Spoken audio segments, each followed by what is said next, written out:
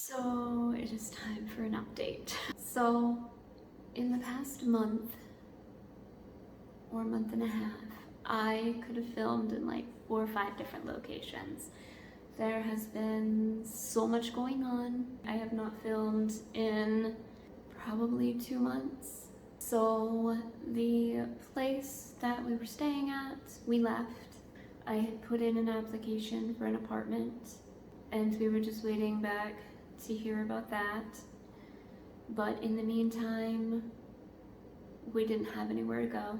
So we were going to try to get into a homeless shelter, and that did not work. The place that we went to apparently was closed, like closed down permanently.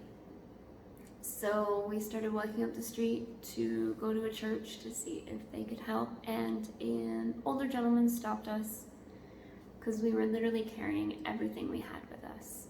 And he stopped us and brought us inside, said, "Hey, I have something for you." It was one of those red wagons on wheels to help us carry our stuff. So I was explaining to this gentleman our story, and he said, if me and my wife had the room, we would put you up here, but we don't. So his wife arrived home. She'd been on a trip overseas, and one of his sons and his son's wife arrived home, and they put us up in a hotel for 4 days. And at the end of the 4 days, I still didn't know what to do, so I paid for a couple more nights, and then a friend of mine paid for a couple nights, and eventually I got to the point I ran out of money. I was still working, but I had run out of money, and we were going to go to the library and see what we could do. So where the hotel was is on a highway, and obviously you can't walk a highway. So I called for an Uber and was trying, and this Uber it wasn't responding. So this older gentleman stopped, asked us if we needed a ride. I said yes, we're looking to go to the library. And on the way to the library, I'm explaining our story, and he's like, no, I can't do that. You're gonna come and stay with me in my camper behind my sister's house. So we stayed with him for a couple days, and his sister's son was coming home, and his sister and his sister's son don't exactly get along. So he paid for 8 days in a hotel room for us. And in the meantime, I was getting calls about the apartment, and we needed to go and sign papers. We came down and signed papers twice. The first time she had missed a couple of papers, and we needed to go back and sign more. So we were very, very close to getting into this apartment, and we were told, hey, come down and sign some more papers, and you'll be in today, which was a Tuesday about 3 weeks ago. And we're like, awesome, we're getting into this apartment. She just had to wait for her higher ups to approve everything, and it was great. We did not get in that day. So we went back to the hotel. I paid for another night. I was waiting for her to call me. And Wednesday morning, still hadn't heard anything from her. So we went up to the library for the day. And it got time for the library to close. I had a friend of mine that was supposed to send me money to pay for another hotel night, and that fell through. So we were at Walgreens. We were there for hours just waiting. I kept checking my debit card to see if my friend sent me money, and I really didn't know what we were gonna do. It was at the point we were gonna go sleep on park benches because we had nowhere else to go.